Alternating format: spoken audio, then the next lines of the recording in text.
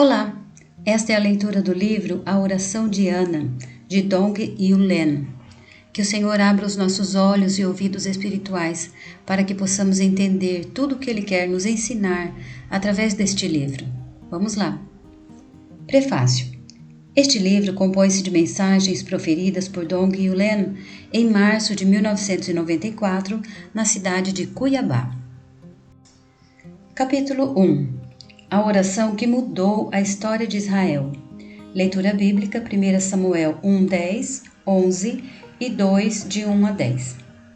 A palavra de Deus é cheia de mistérios e para obtermos a revelação desses mistérios, precisamos ler as Escrituras Sagradas com muita oração.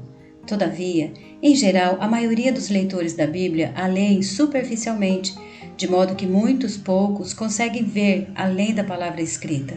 Portanto, sempre que formos ler a palavra de Deus ou estudá-la, devemos pedir a Deus que nos conceda espírito de sabedoria e de revelação.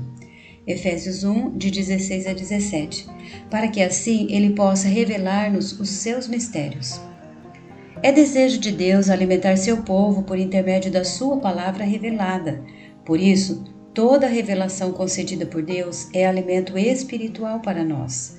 No Velho Testamento, Deus usou o maná como um tipo de Cristo, o verdadeiro alimento que veio do céu, para alimentar seu povo. João 6, de 31 a 35.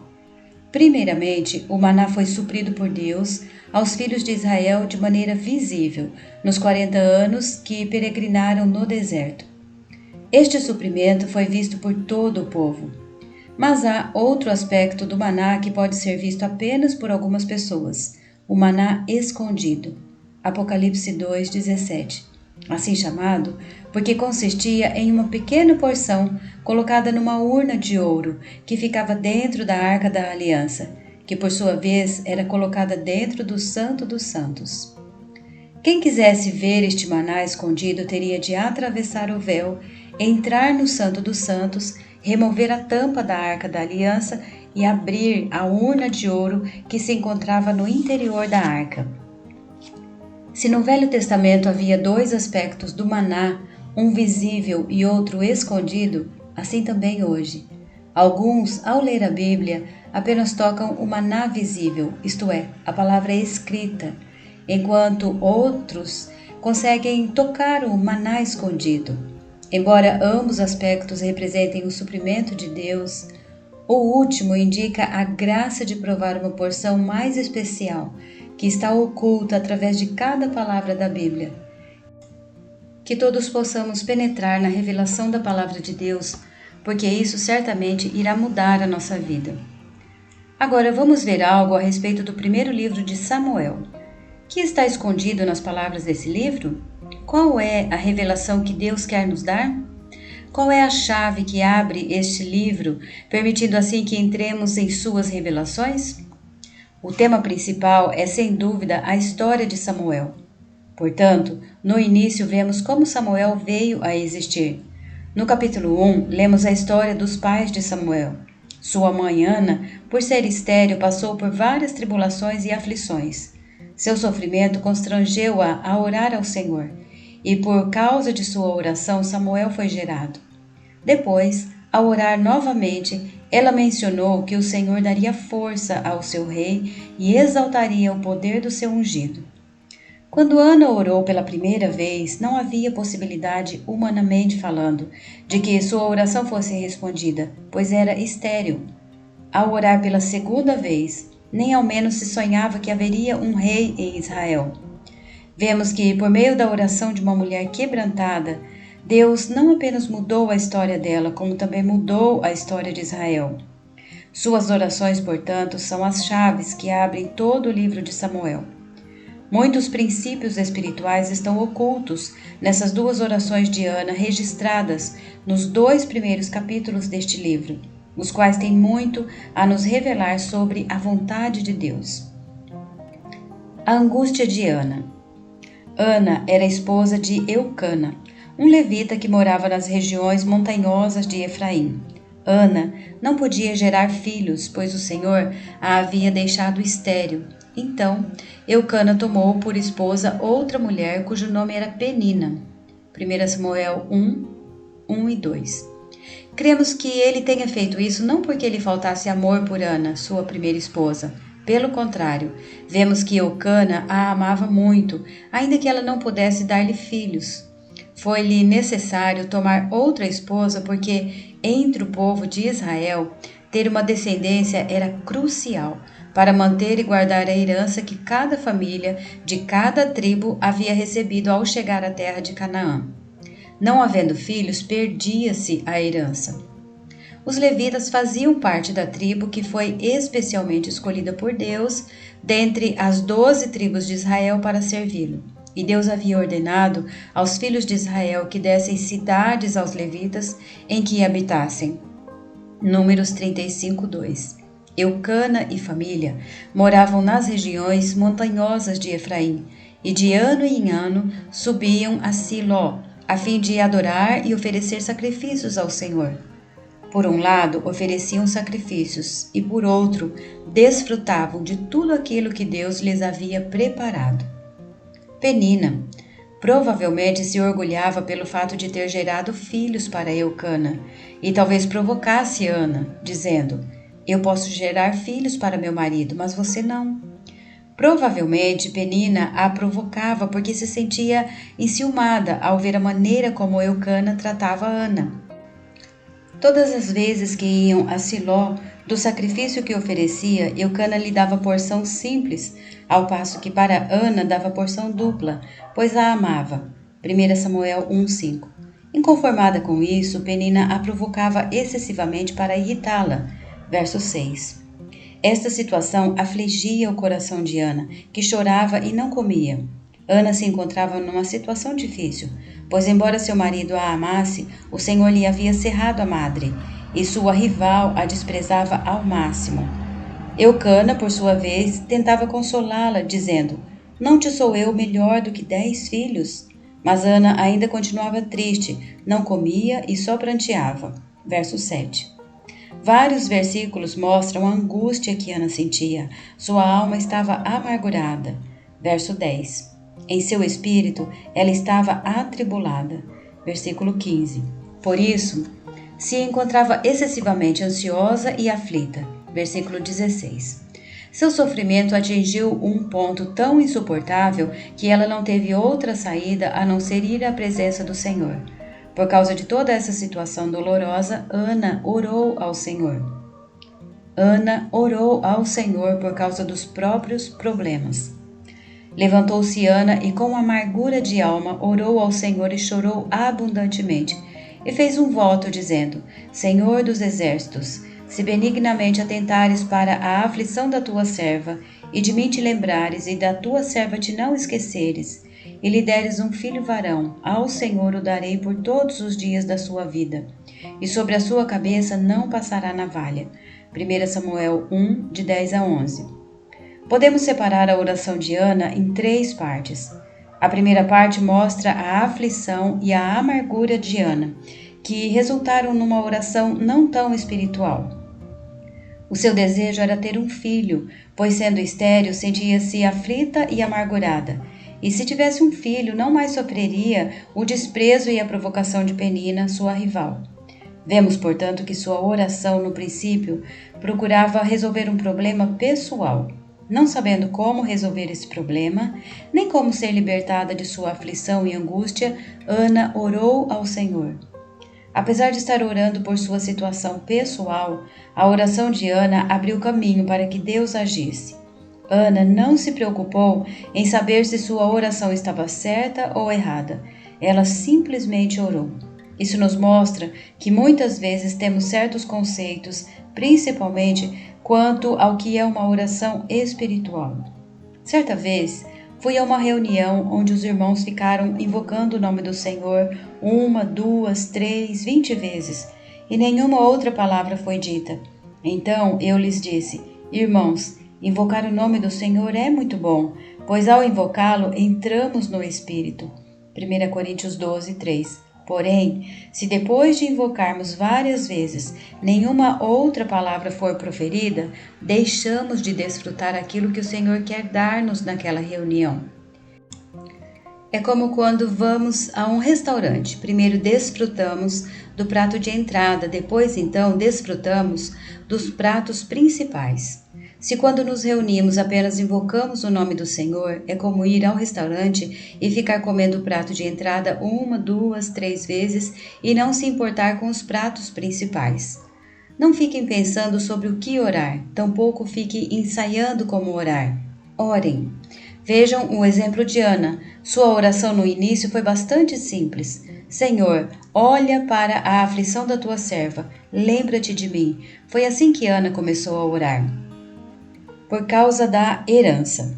À medida que Ana orava, sua oração também avançava um pouco mais. Senhor, dá-me um filho varão. Para que um filho? Para que aquela família pudesse conservar a sua herança entre os filhos de Israel. Na primeira parte de sua oração, Ana apenas queria resolver o problema da sua vergonha, da sua aflição, do menosprezo que recebia da rival, da situação humilhante em que se encontrava. Agora percebemos que a oração progrediu, pois ao pedir um filho, ela se preocupou em manter a herança de sua família. Os israelitas davam muita importância à herança. Ela incluía um pedaço de terra que cada família recebera ao entrar em Canaã e que lhe seria por direito por toda a vida. Deus providenciou que cada família tivesse como se sustentar com o que a terra produzisse. Mas, se por negligência alguém da família não produzisse alguma coisa na terra que lhe fora dada por herança, pouco a pouco, essa pessoa empobreceria. Assim, por causa da pobreza, não tendo mais como se manter, ela vendia sua porção de terra da herança. Porém, depois de determinado tempo, ela poderia reaver a sua propriedade. Entre o povo de Israel, a cada 7 anos, qualquer pessoa que tivesse vendido a sua herança poderia reavê-la, pagando o valor necessário. Passados outros 7 anos, a oportunidade novamente lhe era dada, e assim por diante. Na pior das hipóteses, não tendo como comprar de volta, após 7 vezes um período de 7 anos, no 50º ano, a sua herança lhe seria devolvida. Por isso, aquele ano era chamado de Ano do Jubileu. Por que Ano do Jubileu? Porque depois de 50 anos, a sua dívida era completamente perdoada e a herança que fora vendida era devolvida. Certamente, era um ano de muita alegria. Por isso, no Antigo Testamento, o povo de Israel dava muito valor à questão da herança. Somente no caso de uma família não ter descendentes, é que não haveria possibilidades de manter nem de reaver a herança, caso a tivessem vendido. Por esta razão, os matrimônios também tinham como objetivo gerar filhos, o que garantia a preservação da herança. Por meio do casamento, eles poderiam gerar filhos e ter uma descendência, a fim de que o nome daquela família não fosse extinto entre os filhos de Israel e a herança não fosse passada a outros. E em sua oração, Ana também se importou com isto. Cristo é a nossa herança. Hoje, isso representa o quê? A terra de Canaã, que foi distribuída entre as 12 tribos, representa Cristo como nossa herança. No momento da nossa salvação, cada um de nós recebeu Cristo. Colossenses 1:12, que é a nossa porção da herança que foi distribuída entre os santos. O Evangelho de João nos diz várias vezes que quem crê em Jesus tem a vida eterna. Também em 1 João lemos que aquele que tem o Filho tem a vida. Aquele que não tem o Filho de Deus não tem a vida. Capítulo 5, verso 12. Quem é o Filho de Deus? Cristo. Se temos a vida de Deus, temos Cristo. Todos nós que nascemos da vida de Deus, ganhamos Cristo como vida em nós. Assim como entre o povo de Israel, uma vez que alguém nascesse de uma tribo, passava a ter parte naquela herança, também nós, ao nascermos de Deus, temos parte na herança. Ao receber Cristo, todos nós recebemos uma porção igualmente preciosa. Agora, semelhantemente, precisamos trabalhar e cultivar o Cristo que há em nós, para que algo seja produzido. Se nos tornaremos ricos de Cristo, depende do quanto estamos cultivando a herança que recebemos. Sempre devemos perguntar-nos: que tem sido produzido do Cristo que há em mim? Graças ao Senhor, muitos irmãos e irmãs, depois que foram salvos, têm uma busca incessante de Cristo. E a consequência disso é que neles Cristo cresce mais. Esse crescimento é manifestado às pessoas, levando-as a indagar: que há de diferente neles? A diferença é Cristo. Certa vez, um irmão contou-me que, ao viajar para Cuiabá, houve um problema com o pneu do seu carro. Como já era noite, ele e os outros que com ele estavam, após colocarem um estepe, decidiram parar na cidade mais próxima para arrumar o pneu danificado. Eles foram orientados pelo Senhor a não seguir viagem, sem primeiro arrumar o pneu e prudentemente agiram assim. Entraram na primeira cidade que encontraram e, não achando nenhuma borracharia aberta, procuraram um lugar para passar ali a noite. Então, ainda sem saber onde iriam pernoitar, foram a uma lanchonete. Lá, conheceram uma pessoa que quis ajudá-los. Depois, descobriram que aquela pessoa também era um irmão em Cristo. Enquanto estavam na lanchonete, aquele irmão havia percebido que eles eram cristãos e por isso procurou ajudá-los, providenciando-lhes um lugar para dormir. Como ele percebeu que eram cristãos se nem os conhecia? Porque, mesmo sem saber, eles estavam expressando Cristo. E quanto a nós? Quando as pessoas nos observam, que elas veem? Será que expressamos Cristo ou os demônios? Será que percebem que somos cristãos ou será que nos consideram comuns e mundanos? Assim como o povo de Israel cultivava a terra que receberam como herança, também precisamos cultivar o Cristo que há em nós. Algo precisa ser produzido em nós. De acordo com o Evangelho de Mateus, capítulo 13, vemos que podemos ser uma boa terra ou uma terra ruim, cheia de pedras ou de espinhos, ou ainda uma terra endurecida. Nessa passagem, Cristo se compara à semente, que é semeada na terra. Cristo foi semeado em nós. Qual foi o resultado? Se não cultivarmos bem o Cristo que está em nós e não tratarmos com as coisas negativas que impedem o crescimento dele em nós, tornar-nos-emos pobres de Cristo.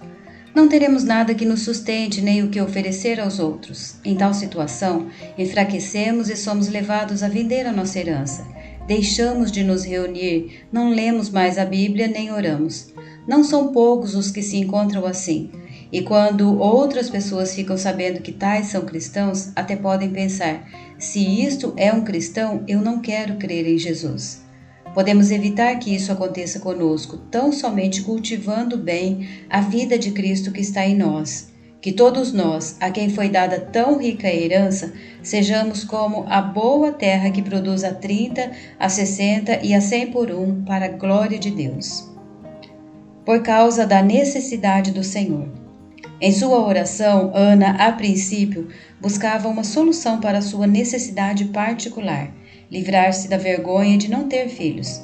Depois, percebemos que a sua preocupação era ter um filho, para que pudesse conservar a herança. Então, Ana avançou um pouco mais e orou ao Senhor que, uma vez nascido seu filho, ele seria consagrado ao Senhor e não se passaria navalha em sua cabeça.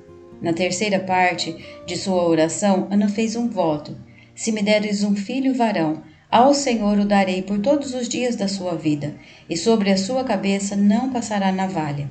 1 Samuel 1:11. Por meio deste voto, a necessidade de Deus foi atendida. Que conteúdo profundo há nessa pequena oração proferida por uma mulher desesperada. A partir de uma necessidade pessoal, Ana avançou para a necessidade de sua família e, por fim, conseguiu alcançar a necessidade de Deus. Vemos que a oração de Ana desenvolveu-se até encontrar a vontade de Deus. Creio que Ana orou assim, não porque planejara, mas porque sua oração abriu caminho até o Senhor. Deus ouviu-a e ela concebeu e, passado o devido tempo, teve um filho. Ana ficou com ele e o criou até que o desmamou. Para cumprir o seu voto, apresentou o menino à casa do Senhor e o entregou ao sacerdote Eli, como devolvido ao Senhor. Depois de cumprir o voto, Ana adorou ao Senhor e fez uma segunda oração. A segunda oração de Ana. sua resposta ao voto cumprido. No capítulo 2 de 1 Samuel está registrada a segunda oração de Ana. Porém, dessa vez sua oração foi diferente da que fizera no capítulo 1. Sua primeira oração foi uma petição. Ela primeiramente pediu algo para si, depois por sua família e, por fim, sua petição estava relacionada à necessidade de Deus. Em sua segunda oração, Ana não pediu mais nada, apenas adorou ao Senhor. Ela estava cheia de gratidão, cheia de ações de graça. Ao lermos sua segunda oração, percebemos que ela não conseguiria orar dessa maneira por si só. Mesmo tendo mencionado suas experiências, essa segunda oração continha tudo o que Deus desejava. Ela mencionou o que há de mais importante no primeiro livro de Samuel. Portanto, na segunda oração vemos a vontade e o plano de Deus. Em outras palavras, Ana orou sobre o propósito eterno de Deus. Em 1 Samuel 2:1 está escrito: Então orou Ana e disse: O meu coração se regozija no Senhor. Este é um ponto importante para cada um de nós. A questão é: em que nosso coração se alegra? Será que é em assistir televisão ou em ter um carro novo? Alguns jovens alegram o coração jogando futebol, outros tocando instrumentos e outros ouvindo música. Qual é a sua situação? Algumas mulheres alegram o coração com cosméticos, com um tipo de penteado ou com roupas. Quando alguém faz um elogio, como você está bonita, então o coração delas se alegra. No mundo, as pessoas se alegram no quanto possuem ou na posição que têm, em suas capacidades ou na aparência exterior. Agem assim porque não percebem que as coisas materiais são tão passageiras e não possuem valor permanente. Somos gratos a Deus por Ele nos ter aberto os olhos quanto a estas coisas. Antes também valorizávamos estas coisas, mas hoje nosso coração se alegra no Senhor. Somente em Cristo temos alegria eterna. Então, na oração de Ana, ela disse: O meu coração se regozija no Senhor. Qual mulher estéril não ficaria alegre por ter tido um filho? Mas Ana não disse que estava alegre porque tivera um filho. Tampouco disse que estava alegre porque não iria mais sofrer o escárnio ou o menosprezo da rival. Também não o era por causa da herança. Certamente havia alegria em seu coração pelo que acontecera, mas em sua oração ela disse: O meu coração se regozija no Senhor, confessando que sua alegria era o próprio Senhor. No lugar dela, ao receber a resposta à oração que fizemos, sairíamos pulando, dizendo: tive um filho, estou tão contente. Então contaríamos a todos acerca do filho que nascera. Mas o coração de Ana estava alegre e exultante no Senhor. O que precisamos ver aqui não é a questão de ter filhos ou não. A questão é em que está a nossa alegria. Não é uma questão de ter bens, posição ou dinheiro. Estou alegre porque comprei um carro importado, ou consegui quitar um apartamento em bairro nobre, ou ainda, meu filho se formou na faculdade.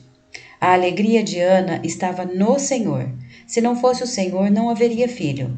Mas mesmo tendo um filho, se não houvesse o Senhor, não haveria alegria.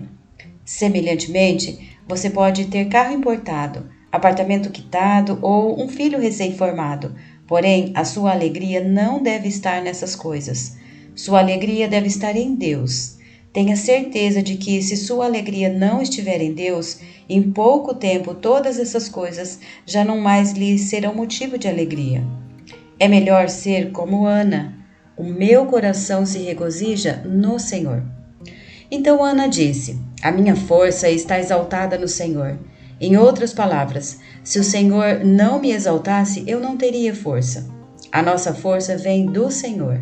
Se o Senhor não nos exaltar, somos muito fracos. Embora o nosso homem exterior esteja se corrompendo, contudo, o homem interior está se renovando dia a dia. 2 Coríntios 4,16. Se temos alguma força ou se esta força é manifestada, isto é proveniente do Senhor. Somente o Senhor pode exaltar e manifestar a sua força em nós. Ana também disse: A minha boca se ri dos meus inimigos. porquanto me alegro na tua salvação. Por meio da salvação do Senhor, Ana obteve alegria, porém seus inimigos foram envergonhados. No Novo Testamento, há uma oração similar no capítulo 1 do Evangelho de Lucas. Maria, mãe do Senhor Jesus, fez tal oração quando estava grávida. A minha alma engrandece ao Senhor, e o meu espírito se alegrou em Deus, meu Salvador. Versículos 46 e 47. Maria se alegrava em Deus, e ela, assim como Ana, em sua humildade foi contemplada e exaltada por ele. Verso 52. Outra semelhança podemos ver na expressão de Maria. Encheu de bens os famintos e despediu vazios os ricos. Verso 23 e 1 Samuel 2:5. Quem se exaltar será humilhado. Não é de se admirar que a oração de Ana tenha se tornado uma fonte de inspiração para outros servos do Senhor. O primeiro livro de Samuel 2:2 diz: Não há santo como o Senhor, porque não há outro além de ti, e rocha não há nenhuma como o nosso Deus. Sua oração estava cheia de louvor e de exaltação ao Senhor. Ana não estava orando suas próprias palavras, mas o Espírito Santo estava orando por meio dela. Há outro ponto muito importante no versículo 3. Não multipliqueis palavras de orgulho, nem saiam vossas coisas arrogantes da vossa boca. Nenhum orgulho permanece diante de Deus. Quando alguém diz, eu sou melhor que os outros, ou todos vocês estão errados, mas eu estou certo, isso nada mais é que o orgulho sendo expresso. O que é o orgulho? É um grande pecado, pois o próprio Satanás é a fonte do orgulho. Quando lemos Isaías 14 e Ezequiel 28, vemos que, como um anjo cheio de glória, ele foi o primeiro a querer subir para tornar-se igual a Deus. Porque ele quis estar acima de tudo por causa do seu orgulho. Quando um homem se orgulha ou quando fala palavras arrogantes, ele está agindo segundo o princípio de Satanás. Nabucodonosor, rei de Babilônia, foi um exemplo disso. Deus o levantara e lhe dera vitórias, a fim de usar Babilônia para disciplinar Israel. No início, ele era humilde, reconhecendo que as vitórias, os sinais e as maravilhas que haviam acontecido com ele eram provenientes de Deus. Daniel 4, 2 e 3. Porém, passados 12 meses, ao olhar para a grandeza do seu império, ele se orgulhou e disse: Não é esta a grande Babilônia que eu edifiquei para a casa real com o meu grandioso poder e para a glória da minha majestade? Verso 30. Tais palavras arrogantes expressaram seu orgulho e Deus o abateu. Ele se tornou como um animal. Versos 33 e 34, até que se arrependeu. Quem se humilhar será exaltado. Ao contrário de Satanás e de todos os que se orgulham, o Senhor Jesus nos ensinou a trilhar o caminho da humildade. Sendo Ele o próprio Deus, não teve como usurpação o ser igual a Deus. Antes, se esvaziou e se humilhou. Jesus humilhou-se ao ponto mais baixo da humildade, a morte de cruz. Filipenses 2, de 5 a 8. Nada poderia ser mais humilhante do que a morte de cruz. Um sinal de maldição para os judeus e um instrumento utilizado pelos romanos para a execução dos piores criminosos. Jesus se humilhou, mas Deus o exaltou. Todo o que se exalta, Deus abate, mas todo o que se humilha, Deus exalta. Aqui vemos a sabedoria de Deus. 1 Coríntios 1, de 28 a 30. Em 1 Samuel 2,4 lemos: O arco dos fortes é quebrado, porém os débeis cingidos de força. Os orgulhosos são como esses fortes, pois dizem: não tenho medo de nada, sou forte como Golias. Pessoas assim confiam muito no que são e têm.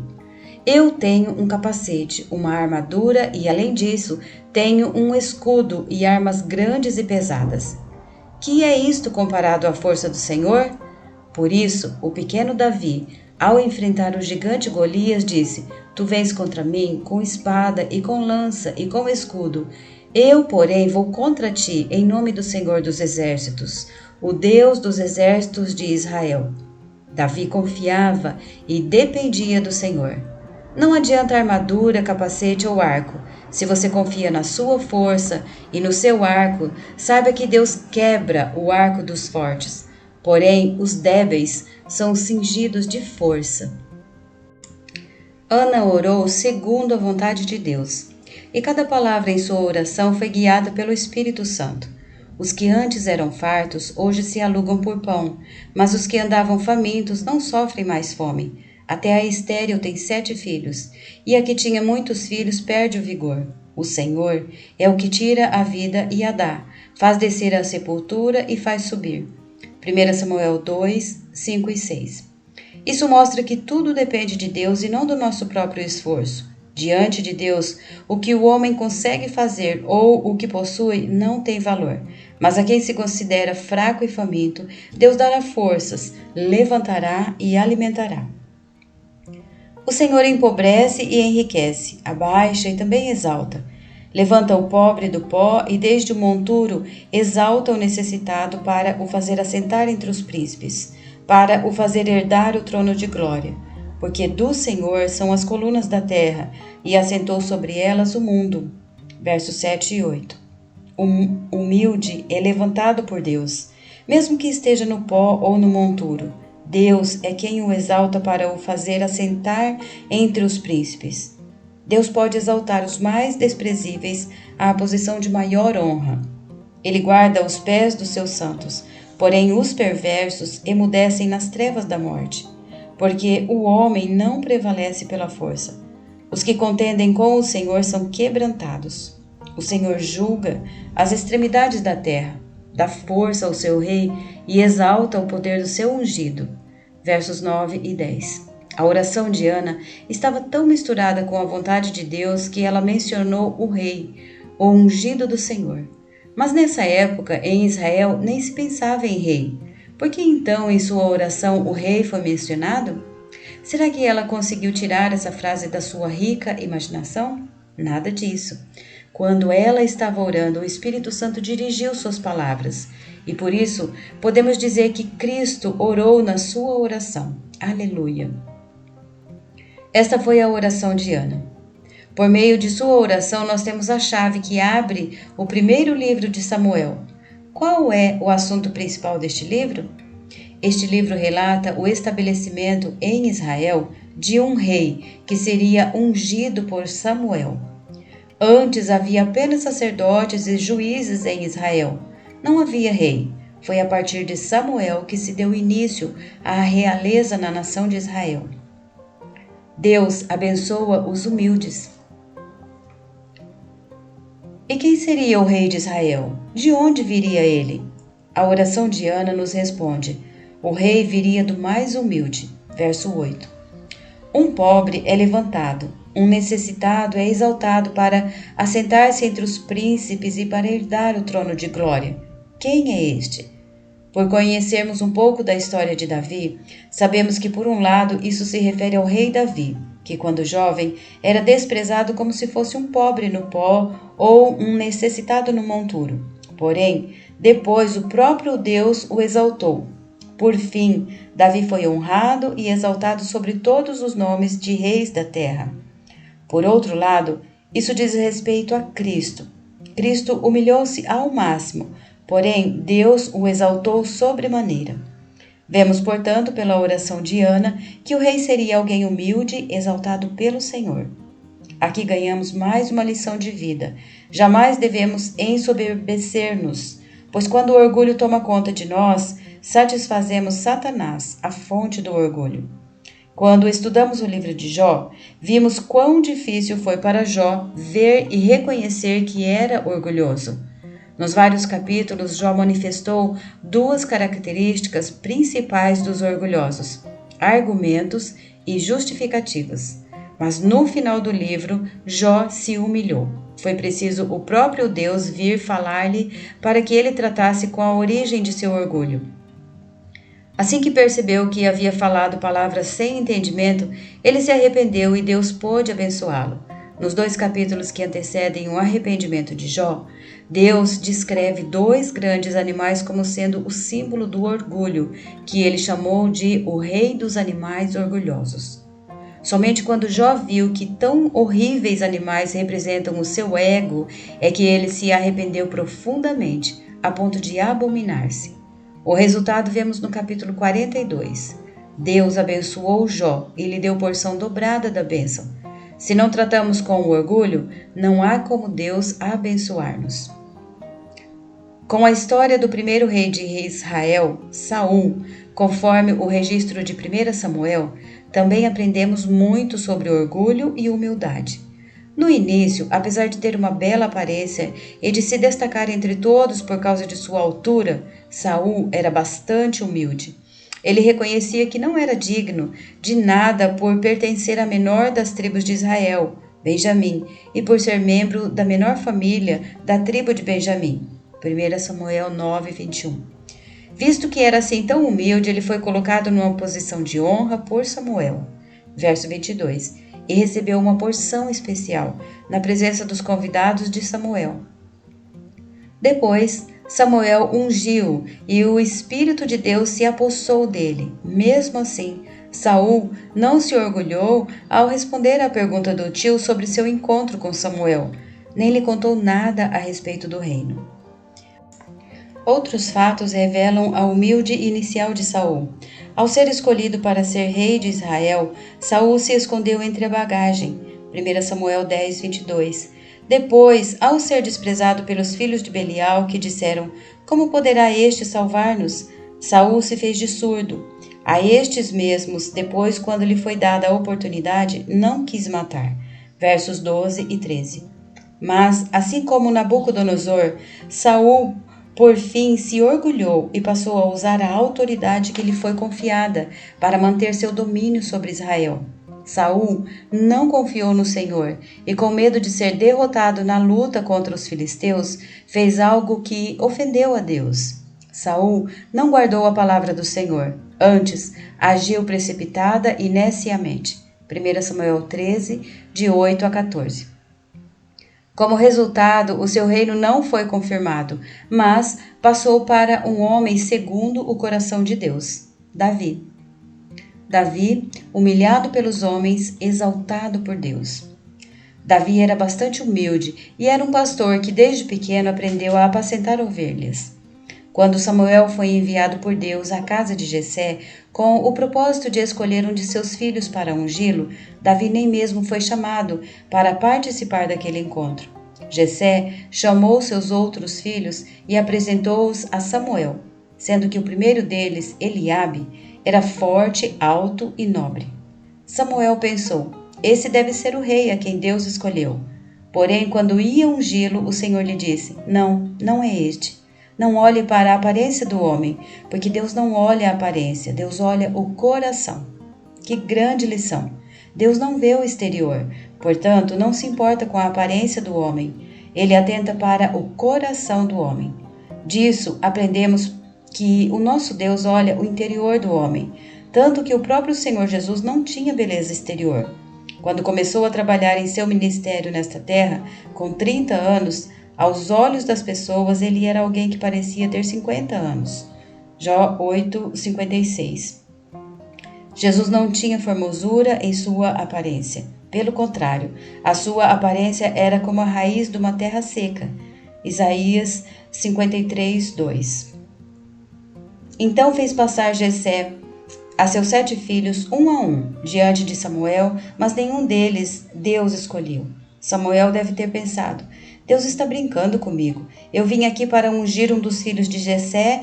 Já 7 passaram diante de mim e nenhum deles é o escolhido? Então Samuel perguntou a Jessé: são só estes? E ele lhe disse: não, tem mais um. Onde está ele? Quis saber Samuel. Está apacentando as ovelhas. Para uma festa tão solene e importante, Davi nem sequer foi convidado. Jessé sabia que aquela ocasião não era uma festa comum. Era algo importante onde iriam comer das carnes, das ofertas ao Senhor. É bem possível que aos olhos de Jessé e de seus 7 filhos, a presença de Davi não fosse importante. Mas quem os homens desprezaram, Deus escolheu. Deus preferiu exatamente o que foi humilhado. Davi foi escolhido por Deus para ser rei da tribo de Judá. Mas tal rei teve um começo bastante humilde. Antes de ser rei, Davi foi menosprezado, como também o foi a sua profissão, que era pastorear ovelhas. Todavia, Deus o exaltou. As palavras da segunda oração de Ana foram cumpridas.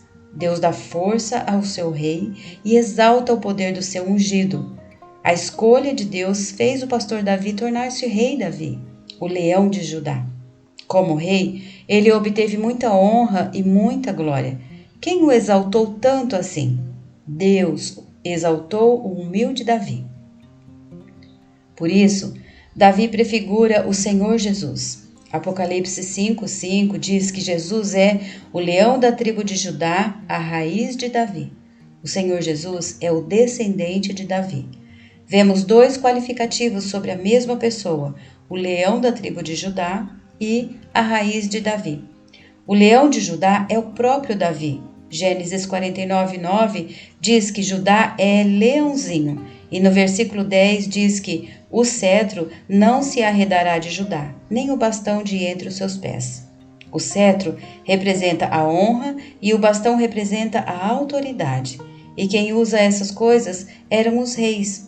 Assim, essa passagem diz respeito a Davi, o leão de Judá, o rei da tribo de Judá, e não se arredará de Judá até que venha Siló. Indica que o reino estaria com a descendência de Davi até que Cristo viesse, pois Siló significa paz. O Senhor Jesus é sacerdote segundo a ordem de Melquisedeque, que significa o rei de justiça, e também o rei de Salém, rei de paz. Hebreus 7:2. O Senhor Jesus, o descendente de Davi, na verdade é a paz. Efésios 2:14. E também é o rei.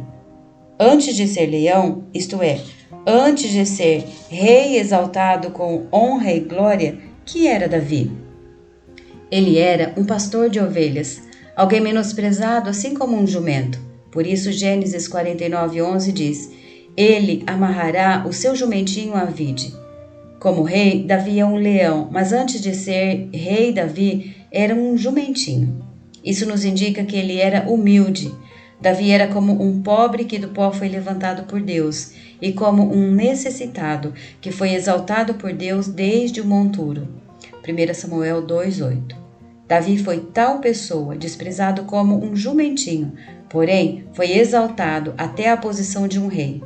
Assim, Davi foi colocado para assentar-se junto aos príncipes, junto aos que têm autoridade. Quem lhe deu esta força? A resposta está na oração de Ana. O próprio Deus fez isso. Davi era apenas como um jumentinho. É interessante notar que Saul estava à procura de jumentas quando se encontrou com Samuel. Deus ungiu Saul quando este estava à procura de jumentas, e ao ser ungido, as jumentas já haviam sido encontradas. Qual é o significado disso? Isso significa que o ministério de Saul era procurar jumentas. Deus o ungiu para procurar um jumentinho especial, Davi. A principal função de Saul não era de rei, mas é de procurar outra pessoa para ser o rei.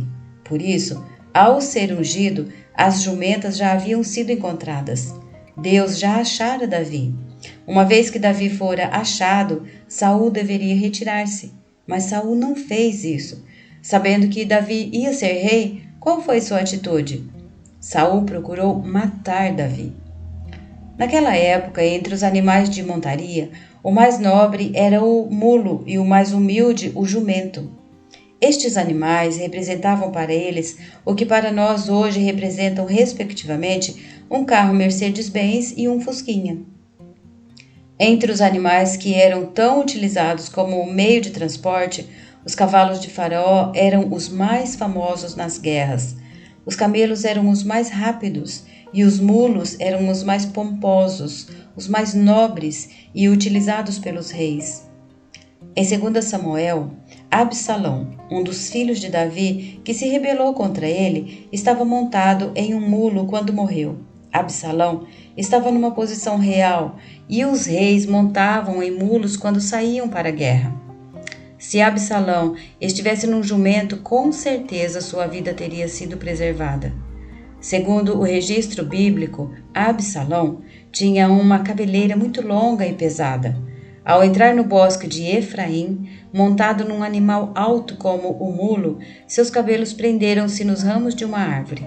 Se ao entrar no bosque estivesse montado num jumento, ele passaria tranquilamente por baixo dos galhos. Mas Absalão, além de vaidoso, era uma pessoa orgulhosa e por isso não quis rebaixar-se nem um pouquinho. Resultado: pelo fato de estar sobre um mulo, seus cabelos se prenderam nos galhos das árvores e ele ficou pendurado ali até que Joabe veio matá-lo. Outra passagem da Bíblia mostra que os mulos eram utilizados pelos reis como sinal de imponência. Quando Salomão tornou-se rei, Davi ordenou ao profeta Natã que seu filho deveria entrar em Jerusalém montado na sua mula. 1 Reis 1:33. Estar sobre um mulo era sinal de majestade. Quando Deus procurou um rei para Israel, ele não estava atrás de mulas, de pessoas que a si mesmas se exaltam, mas estava à procura de jumentos, de alguém que a si mesmo se humilhasse. Por isso, como vimos, antes de Davi ser rei, ele era como um jumento. Quando achou Davi, Deus disse: "Achei a Davi, filho de Jessé, homem segundo o meu coração." Atos 13:22. Deus procurou até encontrar o filho de Jessé. Nesta busca, ele usou outras pessoas para procurar esse jumentinho, como Saul, por exemplo. Dessa maneira, Davi, como um jumentinho, foi achado por Deus e exaltado por ele. Por meio da experiência de Davi, nos foi revelado que, se queremos ser honrados, precisamos primeiramente ser humilhados. Se insistirmos em ficar sobre os mulos, a altura poderá ser uma armadilha para nós. Devemos aprender do Senhor Jesus, que, sendo rei, preferiu entrar em Jerusalém montado num jumentinho. O Senhor Jesus andou num pequeno jumentinho e foi aclamado triunfalmente. Visto que se humilhou, ele foi exaltado por Deus. Tudo isso está implícito na oração de Ana. Como Ana conseguiu orar tais palavras profundas? Creio que ela não teria condições de inventar uma oração como essa. No início, sua oração foi direcionada por sua aflição. Verso 5. Não tinha filhos, pois era estéril, mas depois de orar teve um filho, Samuel, alguém muito importante no plano de Deus. Por meio de Samuel, Deus introduziu o rei. Mas como Ana sabia que haveria um rei? Como ela sabia que o Senhor iria dar forças ao seu rei e exaltar o poder do seu ungido, se nem sequer havia rei em Israel? A oração de Ana, na verdade, contou não apenas a sua história, como também a história de Davi, desde a sua humilhação até a sua exaltação. É por isso que podemos concluir que a oração de Ana é um resumo profético de 1 Samuel. Quantas lições aprendemos com a oração de Ana? Em que nosso coração se alegra? Em quem nos apoiamos? Quem desejamos ser? Se queremos reinar, então primeiro sejamos um apacentador de ovelhas. Se queremos ser um leão, antes precisamos ser um jumento. Não podemos esquecer de que Deus quebrará o arco de quem confia no próprio arco e rebaixará quem se orgulha de sua posição. Se quem tem filhos pensa que é alguma coisa, então perderá o vigor.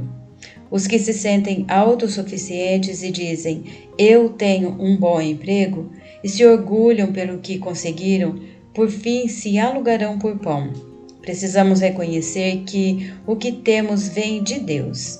É Ele quem nos dá o que comer quando precisamos. É Ele quem nos sacia plenamente. Quem quiser exaltar-se será abatido, será humilhado, mas os necessitados serão exaltados e os fracos receberão forças. O primeiro livro de Samuel está contido na oração de Ana. Ao orar pela primeira vez, Ana inicialmente tinha como preocupação principal seus próprios problemas e angústias. Depois ela avançou e preocupou-se por sua casa, e então preocupou-se em servir a Deus por intermédio de seu filho. Em sua segunda oração, vemos alguém orando totalmente de acordo com a vontade de Deus. Podemos ver o propósito de Deus em sua oração.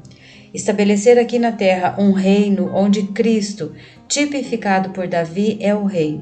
Esta é a oração de Ana. Esperamos que a partir de agora nos aprofundemos um pouco mais nessa oração tão preciosa e que entre nós haja muitas Anas, orando a fim de que a vontade de Deus seja feita.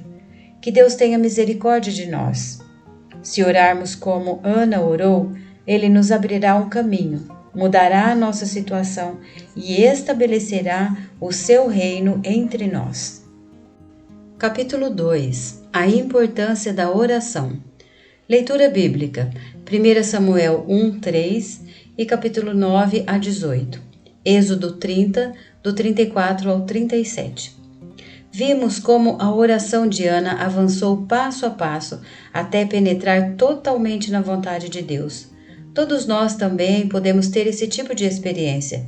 Quanto mais oramos, mais profunda se torna a nossa oração. Quando fomos salvos, tínhamos como preocupação primeira as nossas coisas.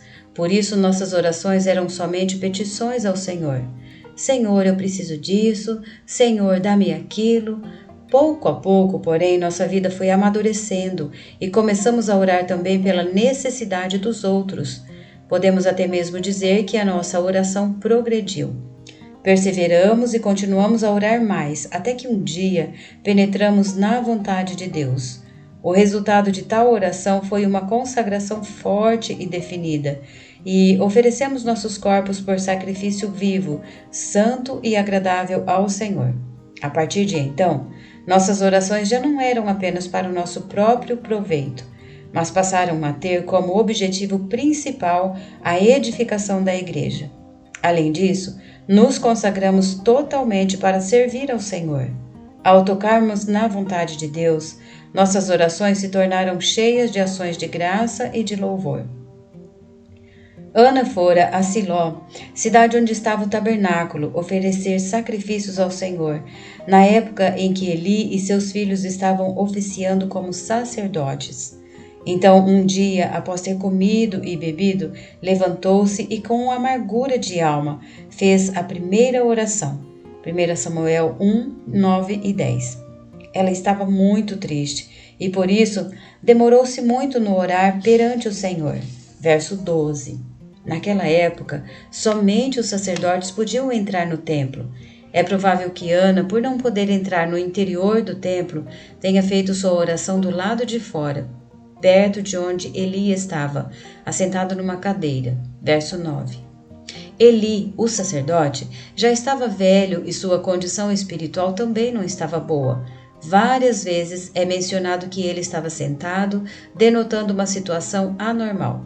Nós, como sacerdotes do Novo Testamento, os que hoje servem a Deus, não devemos ficar o tempo todo sentados em casa, apenas engordando com doutrinas e teorias. Se isso acontecer, é sinal de que estamos envelhecendo. A situação normal de um sacerdote é sair para visitar as pessoas, quer seja para proclamar o evangelho aos incrédulos, quer seja para compartilhar a rica palavra de Deus a todos os seus filhos. O sacerdote Eli ficava assentado junto à porta do templo, junto ao pilar, aguardando as pessoas que vinham fazer orações. Quando alguém chegava, ele, como sacerdote, conduzia as orações do povo para dentro do tabernáculo, junto ao altar de incenso. No Velho Testamento, as orações precisavam passar pelo sacerdote para chegar a Deus. Era algo muito semelhante ao que hoje alguns ainda praticam por meio de uma classe de sacerdotes que são intermediários entre as pessoas e Deus. Por causa de sua condição espiritual confusa, Eli, ao observar o movimento dos lábios de Ana, pensou que ela estivesse embriagada. Ana, no entanto, esclareceu-o, dizendo que não estava embriagada de vinho, mas atribulada de espírito, e por isso derramava sua alma perante o Senhor. Esclarecido da situação, Eli disse a Ana: vai-te em paz, e o Deus de Israel te conceda a petição que fizeste. Verso 17. Eli, então, apresentou a oração de Ana ao Senhor. O lugar escolhido por Deus. Naquela época, o tabernáculo estava em Siló, Quando levou o povo de Israel para o deserto, por intermédio de Moisés, Deus revelou-lhe que haveria um lugar na boa terra de Canaã, onde o tabernáculo iria ser colocado, e para este lugar todos deveriam ir, pelo menos 3 vezes ao ano, para oferecer holocaustos e sacrifícios.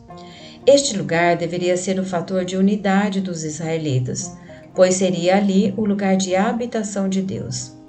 Quando estavam prestes a entrar em Canaã, Moisés lhes disse: Mas buscareis o lugar que o Senhor vosso Deus escolher de todas as vossas tribos, para ali pôr o seu nome, e sua habitação, e para lá ireis. Deuteronômio 12, 5. Antes de entrarem na boa terra, na herança que o Senhor lhes daria, eles podiam adorar a Deus como bem parecesse aos seus olhos e em qualquer lugar. Deuteronômio 12, 8. No deserto, cada qual fazia segundo sua própria vontade, cada um escolhendo seu lugar para adorar a Deus. Mas depois que chegassem à boa terra de Canaã e entrassem no descanso e na herança dada pelo Senhor, eles não mais poderiam agir como no deserto. Depois que ganhassem a herança, já não poderiam fazer o que quisessem. Na terra de Canaã haveria apenas um lugar, e para lá todos deveriam ir. Versos 11, 13 e 14. O capítulo 12 de Deuteronômio é um quadro revelador da realidade espiritual do Novo Testamento. Cristo é a nossa herança. Como cristãos, podemos ainda estar vivendo no Egito, que simboliza o mundo, ou ainda podemos estar servindo a Deus no deserto. É bom lembrar que o povo de Israel peregrinou no deserto durante 40 anos, não porque fosse vontade de Deus, mas por causa da incredulidade deles após ouvirem o relato dos espias que foram a Canaã. Números 14. Entrar em Canaã significa entrar no pleno desfrute de Cristo. Por isso, antes de tomar posse de Cristo como nossa herança, antes de entrar no pleno desfrute de sua pessoa, nós adorávamos a Deus em qualquer lugar como o melhor nos parecia. Isso expressa a experiência de alguém que está num deserto, insatisfeito, peregrinando de lá para cá. Sim, quando fomos salvos, podíamos fazer o que bem parecesse aos nossos olhos, mas depois que Cristo realmente se torna a nossa herança, isto é, depois que deixamos de prestar atenção a tudo o que não é Cristo, não mais conseguimos agir conforme nossa própria vontade. Então virá a pergunta: aonde devo ir? A resposta é simples. Devemos ir ao único lugar que o Senhor escolheu, o lugar onde Deus faz habitar o seu nome e onde ele é invocado. É o único lugar que ele escolheu para fazer sua habitação. Hoje, esse lugar é a igreja. Por isso, o Novo Testamento nos revela que há só uma igreja em cada cidade, conforme a determinação de Deus. Caso um cristão fosse para Corinto, não poderia agir como bem lhe parecesse, não poderia fundar uma nova igreja lá. Se realmente entramos em Cristo como nossa herança, nós nos reuniremos com a igreja que está na nossa cidade. Quando o povo de Israel entrou em Canaã, na época de Josué, o tabernáculo foi erguido em Siló. E assim, Siló tornou-se o lugar para onde o povo deveria ir, a fim de adorar e oferecer sacrifícios ao Senhor. Enquanto peregrinavam no deserto, o tabernáculo era erguido no centro do acampamento das tribos de Israel e todo o povo vivia em função dele, pois o conteúdo principal do tabernáculo era a arca. O tabernáculo é um tipo da igreja e a arca é um tipo de Cristo. Hoje também devemos viver em função da igreja e perceber que o conteúdo principal da igreja é Cristo. Por meio do tabernáculo, todo o povo de Israel permaneceu em unidade. No deserto, o tabernáculo não se fixou definitivamente num lugar, mas moveu-se de um lugar para outro. Contudo, quando entraram em Canaã, o tabernáculo fixou-se em Siló. Daquela época até o sacerdote Eli, passaram-se mais ou menos 450 anos, e o tabernáculo continuava em Siló. Sem dúvida, nesse período, ocorreram muitas coisas, mas o tabernáculo ainda se manteve ali. Ao ser levado para Siló, é bem provável que ele ainda possuísse as cortinas do átrio exterior, como no deserto. Mas com o passar do tempo e com a degradação do sacerdócio, não sabemos se o átrio exterior se manteve como era.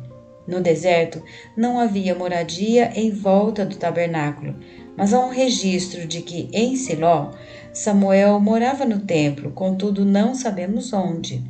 De qualquer maneira, o tabernáculo, com o santo lugar e o santo dos santos ainda permanecia como antes.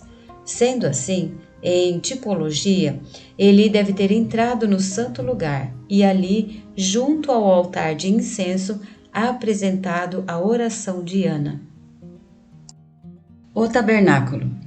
O tabernáculo, conforme o registro do Antigo Testamento, era composto de 3 partes: o átrio, o santo lugar e o santo dos santos. No deserto, o átrio exterior era como um muro feito de cortinas de linho sustentadas por colunas, que servia para fazer separação entre o que era comum e o que era santo.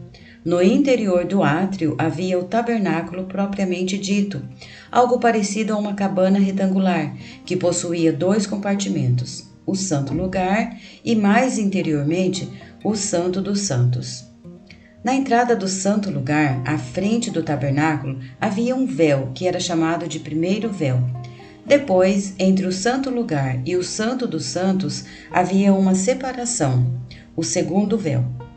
Êxodo 26 nos diz que o tabernáculo era fechado por tábuas nas laterais e no fundo, num total de 48 tábuas, sustentadas por bases feitas de prata e unidas umas às outras por travessas de ouro, que mantinham em pé as tábuas. Por cima, ele era coberto por 4 camadas de cortinas. A mais interna era de linho fino retorcido e a mais externa era de peles de animais marinhos. No interior do santo lugar, na parte voltada para o norte, foi colocada a mesa dos pães da proposição. Êxodo 40, 22 e 23. O candelabro foi colocado ao sul, verso 24. E o altar de ouro de incenso ficava diante do segundo véu, diante do santo dos santos, os versos 26 e 27. No santo dos santos estava a arca, dentro da qual ficavam as 2 tábuas da aliança. Sobre a arca foi colocado o propiciatório, uma espécie de tampa feita de ouro, sobre o qual havia 2 querubins, versos 20 e 21.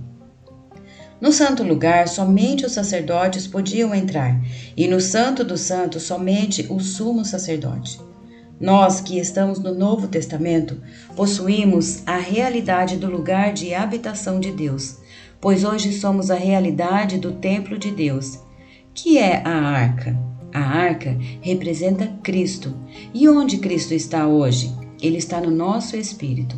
Romanos 8, 9 e 10 e 2 Timóteo 4, 22. Portanto, o nosso espírito é o santo dos santos. O santo lugar representa a nossa alma e o átrio exterior representa o nosso corpo. Além disso, todos nós fomos feitos um reino de sacerdotes por meio de Jesus. Portanto, agora podemos orar diretamente a Deus sem nenhum intermediário. Todos nós podemos ir ao altar de incenso e orar. É importante termos uma compreensão adequada dos tipos do Velho Testamento, pois eles nos ajudam a ver os detalhes das experiências espirituais. Aparentemente, hoje é muito fácil orar, porque não mais temos as complicações do Testamento Antigo. Porém, para que isso fosse possível, algo teve de acontecer. Muitas vezes não damos valor às coisas espirituais por não vermos tudo que nelas está implícito. Para que possamos valorizar mais essa questão de irmos à presença de Deus por meio da oração, o próprio escritor do livro de Hebreus fez uma comparação entre o que era praticado no Antigo Testamento e o que experimentamos hoje no Novo Testamento. Vejamos como foi descrito o tabernáculo no capítulo 9 de Hebreus. Hebreus 9:2 diz: Com efeito, foi preparado o tabernáculo, cuja parte anterior, onde estavam o candeeiro e a mesa, e a exposição dos pães, se chama o santo lugar. De acordo com o que ele diz aqui, no tabernáculo, cuja parte anterior é o santo lugar, vemos a mesa dos pães da proposição e o candelabro. Prosseguindo, por trás do segundo véu se encontrava o tabernáculo, que se chama o Santo dos Santos, ao qual pertencia um altar de ouro para o incenso e a arca da aliança. Versos 3 e 4a. Atrás do segundo véu, que é o Santo dos Santos, havia um altar de incenso e a arca da aliança. O registro aqui está diferente de Êxodo 40. No Velho Testamento, o altar de incenso ficava no santo lugar, diante do véu. Mas em Hebreus está escrito que o altar de incenso estava além do véu, dentro do Santo dos Santos. Por que esses dois registros são diferentes? Será que o altar de incenso mudou de lugar ao longo dos tempos? Ou será que o escritor se equivocou? É muito provável que o escritor desse livro tenha sido Paulo. Mesmo que não fosse ele, o escritor não se equivocaria, pois aqui há um significado espiritual muito profundo. Para não fugirmos do contexto central da mensagem, que é a oração de Ana, não vamos falar sobre a mesa dos pães, nem sobre o candelabro, nem sobre a arca. Vamos apenas falar sobre o altar de ouro para incenso. O altar de incenso e as orações. Qual é a relação entre a oração e o altar de incenso? Primeiro, precisamos ver com detalhes o que é o altar de incenso. Apocalipse 5:8 diz: "E quando tomou o livro, os 4 seres viventes e os 24 anciãos prostraram-se diante do Cordeiro, tendo cada um deles uma harpa e taças de ouro cheias de incenso, que são as orações dos santos." Que é isso? Aqui diz: taças de ouro cheias de incenso, que são as orações dos santos. Este que se refere ao incenso ou às taças de ouro? Gramaticalmente falando, esse que diz respeito às taças de ouro e não ao incenso. Estas taças de ouro ou incensários são as orações dos santos. Isso significa que quando Ana orou, Eli, o sacerdote, levou a oração dela diante do altar de incenso, dentro do santo lugar, pois Ana não podia entrar ali. O altar de ouro para o incenso deveria estar sempre cheio de incenso. Se não houvesse incenso, as orações ficariam apenas no altar de ouro. Assim, vemos que, além das orações, havia algo ainda mais importante: o incenso. Sem o incenso, as orações não subiam. Apocalipse 8:3 diz: "Veio outro anjo e ficou de pé junto ao altar, com um incensário de ouro, e foi-lhe dado muito incenso, para oferecê-lo com as orações de todos os santos sobre o altar de ouro que se acha diante do trono. E da mão do anjo subiu à presença de Deus o fumo do incenso, com as orações dos santos." Juntamente com as orações foi acrescentado o incenso. Muito incenso foi dado para oferecer junto com as orações de todos os santos. As orações dos santos subiram até Deus com o fumo do incenso. Se não houvesse o incenso, onde ficariam as orações dos santos? Subiriam à presença de Deus? Não, elas ficariam na terra. Então, o que é necessário para que as orações dos santos subam a Deus? É necessário algo aromático, santo, para que Deus aceite e se satisfaça.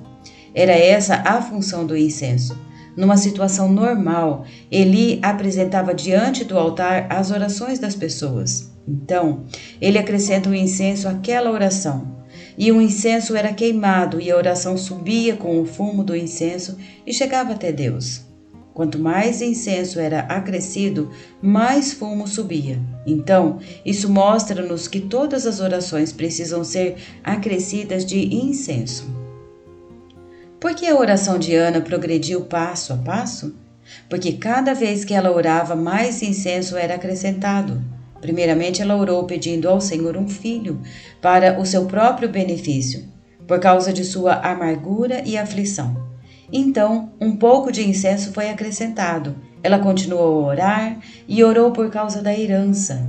Então, mais incenso foi acrescentado. Por fim, ao oferecer o filho ao Senhor, para que fosse um nazireu consagrado, mais incenso lhe foi dado. Assim, Passo a passo, ela foi progredindo e sua oração aprofundou-se.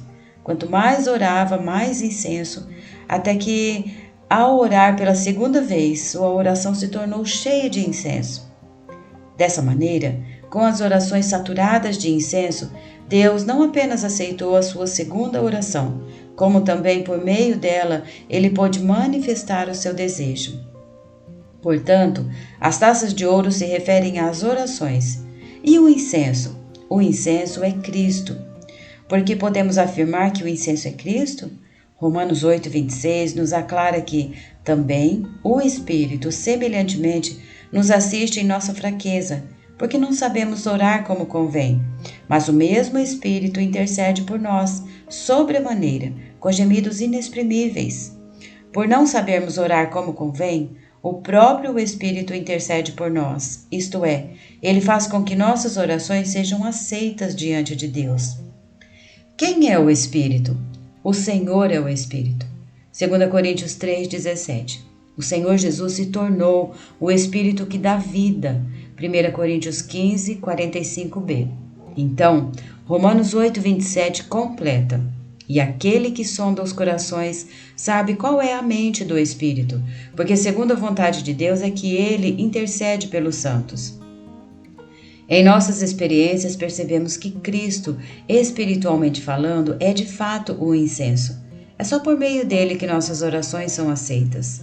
Ana começou a orar por causa de si mesma, por causa de sua amargura. Então o Espírito veio e a auxiliou. Ore mais um pouco. Ore pela sua herança, pela sua descendência. Depois, o Espírito intercedeu novamente. Ore mais. Consagre este filho ao Senhor. Embora Ana não soubesse orar como convém, o Espírito intercedeu por ela. Isso nos mostra que precisamos orar. Não é necessário ficar pensando sobre o que orar. Tão somente ore. Se você ficar pensando, por que devo orar? Como devorar? Primeiro eu vou falar isto, depois aquilo, e em terceiro lugar vou agradecer por aquilo. Permanecerá só na sua mente e não começará a orar. Veja o exemplo de Ana. Ela simplesmente se abriu ao Senhor e, em outras palavras, lhe disse: Senhor, estou precisando de um filho, estou muito amargurada. Aí o incenso foi acrescentado. Senhor, quero ter uma descendência para ter uma herança. Mais incenso. Ó Senhor, se me deres um filho, vou consagrá-lo a ti. Desse modo, o incenso foi sendo acrescentado à sua oração. Ter incenso acrescentado às orações significa que oramos em nosso espírito. Assim, quando oramos, o próprio Cristo que habita em nosso espírito intercede por nós. É no espírito que hoje temos o altar do incenso. Também é em nosso espírito que Cristo, como o incenso, está sendo acrescentado. Quando Deus acha alguém orando em espírito e em verdade, ele se agrada. João 4:24. O óleo da unção e o incenso. Êxodo 30 trata primeiramente do altar de incenso, depois também menciona o óleo da unção e, por fim, o incenso. O óleo da unção tipifica o Espírito consumado, a manifestação última e máxima do Deus triuno processado. O óleo da unção era feito de um hin de azeite mais 4 especiarias: mirra, cinamomo, cálamo e cássia. Essas 4 especiarias formavam 3 unidades de 500 ciclos. Mirra, 500 ciclos. Cinamomo, 250 ciclos. Cálamo, também 250 ciclos. E cássia, 500 ciclos. As especiarias cinamomo e cálamo formavam juntas uma unidade de 500 ciclos. Eram 4 especiarias que compunham 3 unidades de 500 ciclos. O número 4 representa a criação, sendo que o homem é o representante principal da criação. Então, o número 4 representa o homem e o número 3 representa o Deus triuno. Portanto, na composição do óleo da unção, o Deus triuno está simbolicamente mesclado com o homem. A mirra era utilizada para embalsamar os cadáveres e diz respeito à morte de Cristo. O cinamomo representa a eficácia da morte do Senhor. O cálamo é um junco que surge dentro do pântano e representa a ressurreição. Por fim, a cássia representa a eficácia da ressurreição. Essas especiarias eram misturadas a um rim de azeite, mostrando que o Deus triuno passou por um processo completo. Tornou-se carne, viveu aqui na terra por 33 anos e meio, foi crucificado, sepultado, ressuscitou, ascendeu ao céu, foi exaltado e entronizado. Por meio deste processo, ele tornou-se o Espírito que dá vida. Essa composição de 4 especiarias em 3 unidades de 500 ciclos foi divinamente estabelecida. Até mesmo o fato de as 2 especiarias do meio serem de 250 ciclos cada uma, também possui um significado maravilhoso. Para entender melhor, usemos outro tipo análogo a este quanto à composição 4 mais 3. No tabernáculo, entre o santo lugar e o santo dos santos havia 4 colunas, sobre as quais estava pendurado o véu. Essas 4 colunas proporcionavam 3 entradas. Novamente, vemos aqui o número 4 mais o número 3. O 4 representando a criação, cujo representante principal é o homem, e o 3 representando o Deus triuno. Será que isto é mera coincidência? Certamente não. O fato de a unidade do meio estar partida em 2 de 250 ciclos cada significa que o Deus triuno foi partido na pessoa do Filho, o segundo da Trindade. O mesmo aconteceu com o véu no tabernáculo. Mateus 27 diz que o véu do santuário rasgou-se de alto a baixo. Quando o véu foi rasgado, será que todo o véu caiu por terra? Não, porque estava pendurado nas colunas. Então, o véu que rasgava deve ter ficado pendurado nas 2 colunas intermediárias, abrindo assim a entrada do meio, pois das 3 entradas apenas uma se abriu. Que significa isso? Significa que o segundo da Trindade Divina, o Filho, foi partido por nós. É por isso que a unidade do meio, 500 ciclos, foi dividida em 2. O óleo da unção, portanto, era composto dessas especiarias mais o azeite de oliva. Ao azeite de oliva, que representa o Espírito de Deus, eram acrescentadas 4 especiarias, para então formar o óleo sagrado da unção. O óleo sagrado da unção não representa apenas o Espírito Santo, mas representa o Deus triuno, que passou por todo um processo.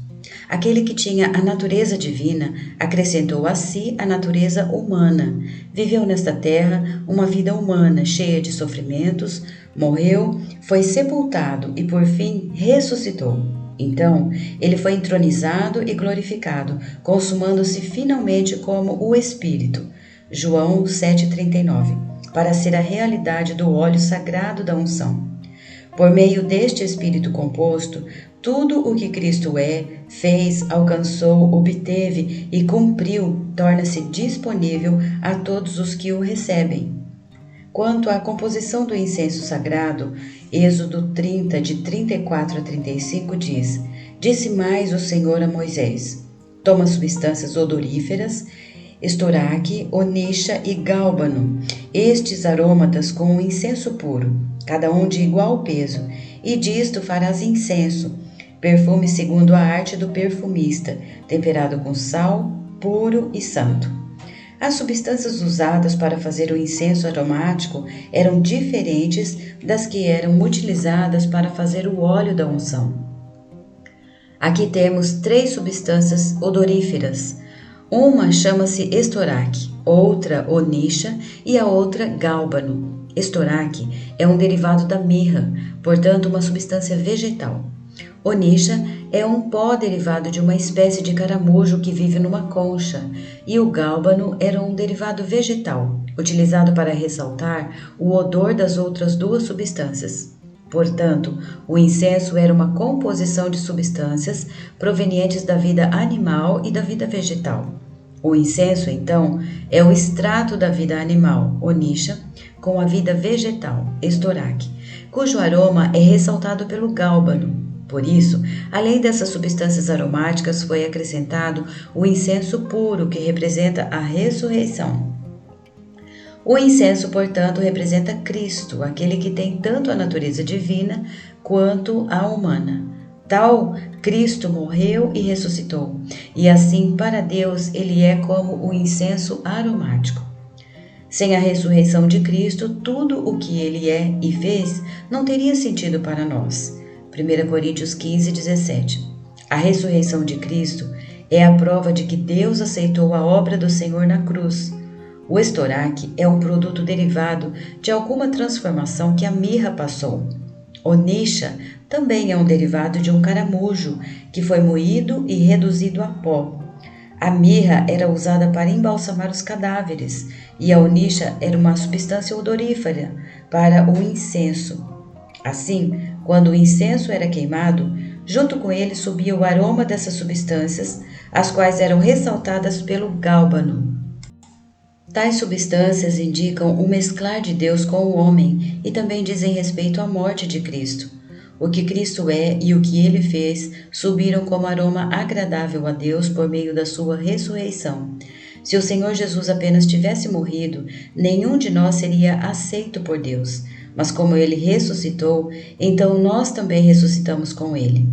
Na fórmula do incenso sagrado também havia necessidade de se acrescentar sal. Êxodo 30, 35. Por que sal? Sabemos que o sal é germicida e, portanto, um conservante natural. Tanto o mel quanto o açúcar permitem a proliferação de bactérias e de germes, mas o sal mata os germes e conserva os alimentos. No Novo Testamento, o Senhor Jesus afirmou que somos o sal da terra. Mateus 5,13. Por isso, na vida da igreja, o nosso relacionamento entre irmãos deve ser temperado com sal, para que assim seja preservado sempre saudável. Os relacionamentos muito açucarados facilmente se contaminam e degeneram. O incenso precisava ser temperado com sal, puro e santo, para poder agradar a Deus. Do mesmo modo, o relacionamento entre os irmãos deve ser sempre temperado com sal, pois isso preservará a unidade e satisfará o coração de Deus. Quando estudamos 2 Samuel, percebemos que Davi, por causa de suas afeições açucaradas e desequilibradas em relação aos seus filhos, chorou excessivamente quando seu filho Absalão morreu, dizendo: "Meu filho Absalão, meu filho Absalão, quem me dera que eu morrera por ti."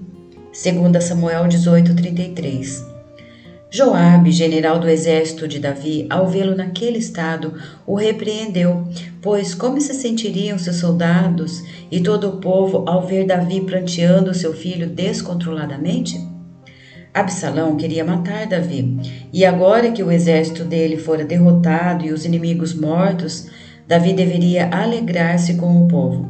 Mas, se visse o rei manifestando sua afeição natural, o povo que havia obtido vitória sobre os inimigos teria um sentimento de derrota e ficaria entristecido também.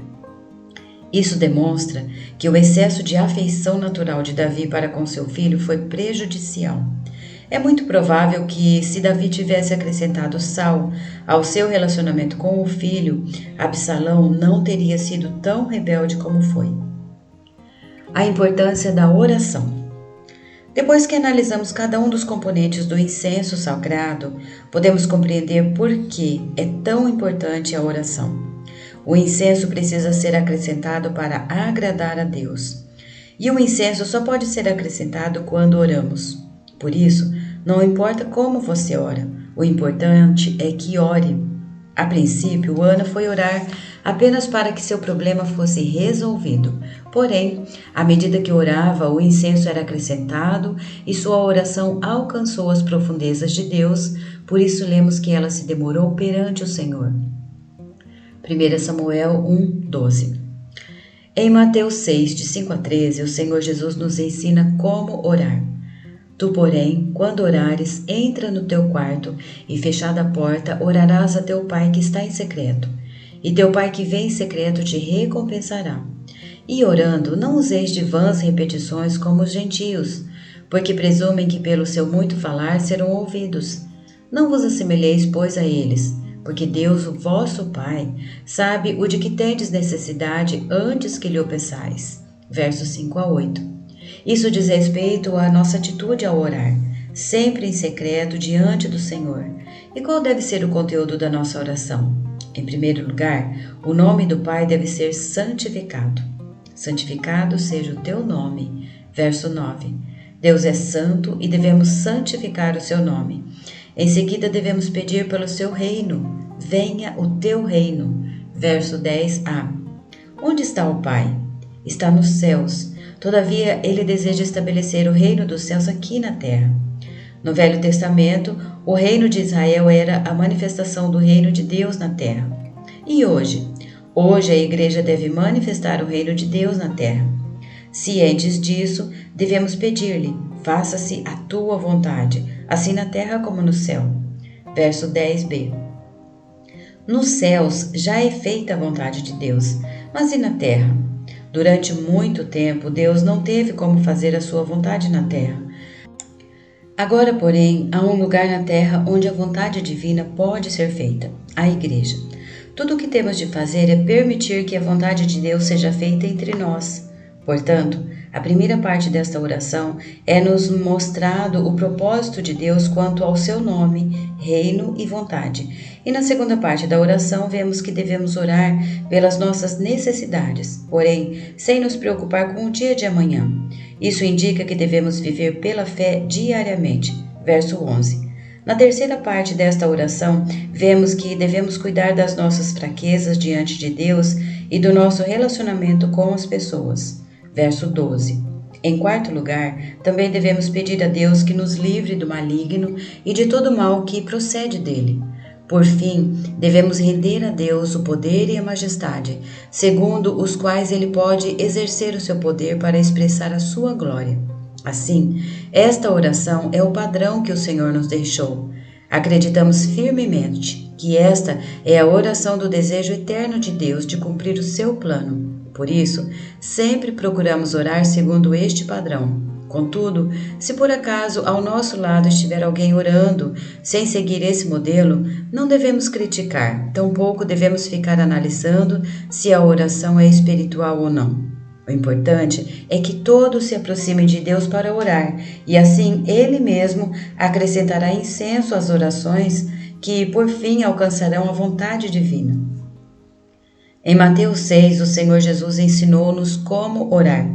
Mas vejamos o que o Senhor Jesus também nos ensinou em Lucas 18, de 1 a 8, quanto à prática da oração. Ele contou a parábola sobre o dever de orar sempre e nunca esmorecer. Certa viúva queria que um juiz iníquo julgasse a sua causa. Ele, porém, recusava-se a ouvi-la. Ela continuou a insistir até que o juiz, cansado de ser importunado, resolveu julgar a causa de tal mulher tão persistente. O Senhor Jesus aproveitou esta parábola para mostrar que se aquele juiz, sendo iníquo, concedeu àquela viúva a sua petição, quanto mais Deus, sendo justo, fará justiça aos seus, que a Ele clamam dia e noite. Jesus quis mostrar-nos o princípio da oração. Nunca devemos desistir de orar, pelo contrário, devemos orar e orar e orar, mesmo que o Senhor pareça demorado em nos atender. Ao orar, não fique pensando: devo orar como a oração de Ana, ou como é mesmo a ordem, primeiro a necessidade de Deus, depois a minha, depois, deixe-me ver, esqueci. Não, simplesmente ore e ore. Não se preocupe em como orar. Se perseverar orando, um dia você irá orar exatamente a vontade de Deus. É triste vermos os irmãos que, em vez de orar, ficam pensando e pensando: qual é a primeira frase que eu vou falar? Será que estou orando certo?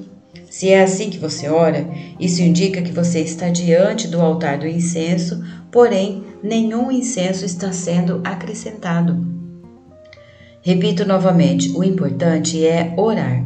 Ore: Senhor, eu quero isso, eu quero isso, eu quero isso. Apresente a sua oração, pois é somente ao orar que o incenso é acrescentado. Foi assim que Ana orou, e tanto ela como Deus obtiveram o que tanto desejavam. O véu foi rasgado. No Antigo Testamento, somente os sacerdotes tinham acesso ao altar de incenso, que se localizava no Santo Lugar. Mas no Novo Testamento isso mudou. Quando o Senhor Jesus morreu na cruz, nas últimas 3 horas ele foi julgado por Deus. Deus olhou para Cristo como se ele fosse cada um de nós.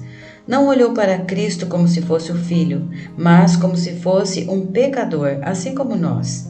Nessa hora, Jesus exclamou: Deus meu, por que me desamparaste? Deus, de fato, o desamparou naquele momento. Por isso, o céu se encheu de trevas e na terra houve terremotos, e o mais importante aconteceu: o véu do santuário rasgou-se de alto a baixo. Mateus 27, 51 e Marcos 15, 38. Por meio da morte de Jesus, o véu que separava o santo lugar do Santo dos Santos foi rasgado. Por isso, Hebreus 10, 19 e 20 ousadamente declara: Tendo, pois, irmãos, intrepidez para entrar no Santo dos Santos, pelo sangue de Jesus, pelo novo e vivo caminho que ele nos consagrou pelo véu, isto é, pela sua carne. O sumo sacerdote podia entrar apenas uma vez ao ano no Santo dos Santos, e quando entrava levava consigo sangue, para fazer expiação pelos seus pecados e pelos pecados do povo. Hebreus 9, 7. Mas por meio da morte de Jesus não há mais separação pelo véu, pois há um caminho novo e vivo para entrarmos na presença de Deus. O caminho que o sangue de Jesus nos abriu para que entrássemos com intrepidez no Santo dos Santos. Não há mais separação entre o santo lugar e o Santo dos Santos. É por isso que o livro de Hebreus diz que o altar de incenso pertence ao Santo dos Santos. Aleluia! O véu foi rasgado. Por meio do Filho de Deus que foi partido na cruz, hoje temos acesso à presença de Deus. Além disso, não precisamos mais de um Eli, de um sacerdote intermediário para levar nossas orações à presença de Deus. Agora, a nós foi dado o direito, o privilégio de entrar com intrepidez no Santo dos Santos sempre que quisermos. De acordo com o registro de Hebreus, ninguém além do sumo sacerdote e uma única vez ao ano, no dia da expiação, podia entrar no Santo dos Santos. Ao entrar, ele precisava levar o sangue da oferta pelo pecado dele e de todo o povo. Assim que entrava no Santo dos Santos, espargia o sangue diante da arca no propiciatório. Sobre o propiciatório havia 2 querubins da glória, como que vigiando quem entrasse. Quem entrasse ali estava exposto à morte. Por quê? Porque nada impuro ou contaminado podia entrar ali, pois aquele lugar era santíssimo. Então, o sumo sacerdote, assim que entrava, imediatamente espargia o sangue sobre o propiciatório. O sangue era a sua garantia de vida, e unicamente por causa dele o sacerdote permanecia vivo. Se o sumo sacerdote entrava no Santo dos Santos uma vez por ano, com Moisés era diferente. Ele podia entrar todos os dias do ano. Em Êxodo 30:36, lemos o que Deus disse a Moisés: Uma parte dele, do incenso, reduzirás a pó, e o porás diante do testemunho na tenda da congregação, onde me avistarei contigo. Será para vós outros santíssimo. Este versículo afirma que o Senhor se avistaria com Moisés diante do testemunho, que estava no Santo dos Santos. E há outros versículos que revelam que Deus falava com Moisés face a face. Êxodo 33:11 e Deuteronômio 34:10.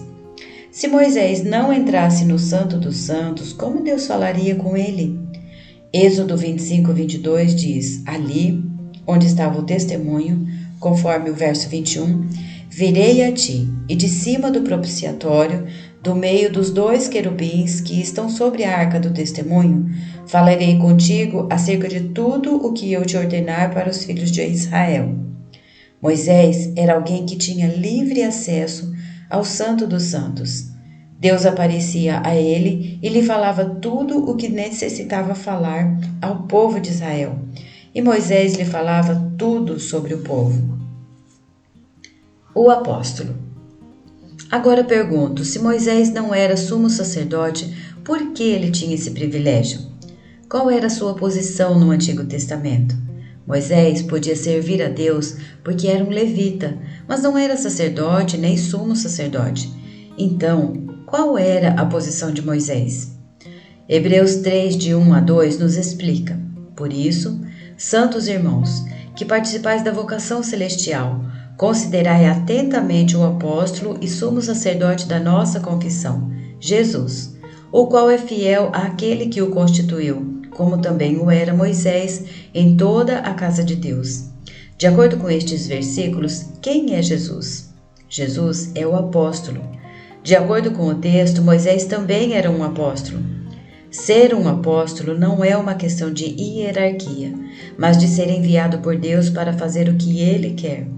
Ser apóstolo é ser como Moisés, um servo fiel que foi estabelecido por Deus como sua testemunha, tendo sido por isso comparado a uma das 4 colunas que havia entre o Santo dos Santos e o Santo Lugar. No livro de Gálatas, vemos que Pedro, João e Tiago eram considerados colunas da igreja. Eram colunas que ficavam voltadas para o lado de dentro do Santo dos Santos, diante da Arca do Testemunho. Isso nos mostra que ser uma coluna na igreja é ser alguém que sempre está diante de Deus. Hoje, graças ao Senhor, todos podemos entrar no Santo dos Santos. Todos podemos ter comunhão com Deus. Podemos estar diante dele, assim como Moisés. Todos nós estamos incluídos no ministério da nova aliança. 2 Coríntios 3, de 4 a 18. Na comunhão com Deus, o rosto de Moisés tornava-se resplandecente. Porém, a glória que brilhava em seu rosto, pouco a pouco se desvanecia. Por isso, ele tinha de usar um véu sobre o rosto para que o povo não visse a terminação da glória do seu rosto. Nós, porém, podemos com o rosto desvendado contemplar e refletir a glória do Senhor. Portanto, apóstolo é, antes de tudo, alguém que vive em íntima comunhão com Deus e por isso pode ser enviado por Ele para ser sua testemunha. Ser um apóstolo também implica ser enviado por Deus para fora do arraial, isto é, ser enviado para pregar o Evangelho aos gentios, para anunciar as boas novas aos que estão fora do arraial. Jesus, como apóstolo, saiu fora do arraial ao ser rejeitado pelos judeus religiosos. Por meio de desfrutar da sua presença no Santo dos Santos, em nosso espírito somos energizados e encorajados a tomar o estreito caminho da cruz na terra, carregando o seu vitupério. Hebreus 13, versos 12 e 13. Por exemplo, ao ir para determinada cidade e após pregar o Evangelho e as pessoas serem salvas, você pode estabelecer uma reunião de casa ali. Além disso, Deus também levará você a cuidar dos irmãos que foram salvos, suprindo-os com sua palavra. Por meio do suprimento da palavra, a vida de Deus crescerá neles e assim, pouco a pouco, a igreja ali será edificada. Neste sentido, cada um de nós pode ser um apóstolo, alguém enviado por Deus. No entanto, não se autodenomine apóstolo por sua própria vanglória. O que nos importa é a função de apóstolo, não o título nem a posição de apóstolo. É o desempenho da função de apóstolo que leva as pessoas à salvação e que cuida delas a fim de crescerem espiritualmente para a edificação da igreja. O profeta. Moisés também foi chamado de o profeta. Ele foi um profeta especial, alguém que falava face a face com Deus. Com outros profetas, Deus falava por meio de visões e de sonhos, mas com Moisés, ele falava face a face, no Santo dos Santos. Por isso, ele era chamado de o profeta, pois não era um profeta comum. O Senhor Jesus também foi chamado de o profeta, mas ele é o profeta superior, diante do qual todos os outros se calam e a quem hoje devemos ouvir. Marcos 9, 7. No Novo Testamento, Deus fala conosco em nosso espírito. Pelo fato de Deus falar conosco, nós podemos falar por Ele. No Novo Testamento, profetizar é diferente de predizer, prática comum em muitas religiões. Ser um profeta, no sentido bíblico original, significa ser alguém que fala por Deus. 1 Coríntios 14, 3, 19, 24 e 25. Em 1 Coríntios 14, 31, lemos: porque todos podereis profetizar. Todos precisamos exercitar o profetizar, por exemplo, nas reuniões da igreja. Dependendo da quantidade de pessoas numa reunião, por causa do tempo, é provável que nem todos consigam falar. Mas, louvado seja o Senhor, em sua sabedoria fez com que a primeira igreja que se levantou, a igreja em Jerusalém, se reunisse de casa em casa. Atos 2, 46. Hoje também nas reuniões de casa todos têm oportunidade de falar por Deus, já que numa reunião assim, o número de pessoas é bem menor. É como a figura da mesa da proposição que ficava no santo lugar. Na mesa havia 12 pães que representam um alimento espiritual que cada um pode compartilhar com os outros. Caso nas reuniões de casa exista cerca de 12 pessoas, cada um pode comer um pão. Se porém houver 20 ou mais pessoas, cada um terá apenas um pequeno pedaço de pão. Isto é, a oportunidade para falar terá de ser dividida com mais pessoas, e assim cada um irá profetizar menos pelo Senhor. Portanto, quando o número excede a 12, é melhor multiplicar-se em 2 grupos. Mas se o número é menor, podemos comer mais de um pão, porque há mais oportunidade de profetizar pelo Senhor. Nas reuniões de casa, somos treinados a falar por Deus. Mesmo quem nunca falou por Deus, nas reuniões de casa, pode aprender a falar. Não é tão difícil assim. Em 1 Coríntios 12, 2 e 3, disse: sabeis que, outrora, quando éreis gentios, deixáveis conduzir-vos aos ídolos mudos, segundo éreis guiados. Por isso vos faço compreender que ninguém que fala pelo Espírito de Deus afirma: anátema Jesus. Por outro lado, ninguém pode dizer Senhor Jesus, senão pelo Espírito Santo. No passado, pelo fato de adorarmos ídolos mudos, nos tornamos mudos para falar as coisas de Deus. Deus é vivo e fala, e todos nós podemos falar. Isso mostra que espiritual não é o que tem boa eloquência ou que ora bonito. Se é alguém que declara que Jesus é o Senhor ou que invoca Senhor Jesus, então você é espiritual e pode ser um profeta. Sempre que proclamar que Jesus é o Senhor, você estará profetizando. Os capítulos 12 e 14 de 1 Coríntios falam a respeito do profetizar. Se cada um de nós falar na reunião, o tempo não será suficiente. Nas reuniões de casa, porém, onde há 8 ou 12 irmãos, todos podem falar, ler a Bíblia, compartilhar experiências, cantar e orar. Que desfrute é! Numa reunião pequena como a de casa, também há tempo suficiente para orar. Não precisamos de um orador profissional que ore em nosso lugar. Tampouco precisamos preocupar-nos com a maneira que iremos orar. Por temer que suas orações não sejam adequadas, isto é, não tenham palavras bonitas, nem sejam gramaticalmente corretas, muitos irmãos não oram. Mas a reunião de casa tem ambiente familiar, por isso, pouco a pouco, todos ficam à vontade para pronunciar algumas sentenças e, com certeza, em pouco tempo também poderão orar como Ana. Todos podemos ser pessoas de oração, como Ana. Ana conseguiu orar segundo a vontade de Deus, focando no seu propósito para com o povo. Sua oração foi levada diante do altar de incenso e o incenso foi acrescentado. A oração de Ana foi realmente muito boa. Tudo isso foi revelado para nos mostrar que, ao orar, não precisamos fazer uma redação com início, meio e fim. Se oramos bem ou mal, isso não importa. O importante é orar. O Senhor mesmo é quem acrescenta incenso. Ele intercede por nós. Ele é o nosso sumo sacerdote que já penetrou o véu. Não se esqueça. A oração de Ana simplesmente nos mostra que devemos e podemos orar. Já nos foi aberto um novo e vivo caminho até a presença de Deus. Todos podemos profetizar e também ser enviados por Deus para introduzir outras pessoas dentro do Santo dos Santos. Quando oramos diante de Deus, o incenso é acrescentado em nosso espírito. Deus fala conosco e somos motivados a falar por Ele, introduzindo outros na mesma experiência. Não podemos parar de orar, pois somente os que oram conhecem de fato a vontade de Deus. E não nos esqueçamos, orar sem cessar é um mandamento do Novo Testamento. 1 Tessalonicenses 5:17. Esta foi a leitura do livro A Oração de Ana, de Dong Yu Len.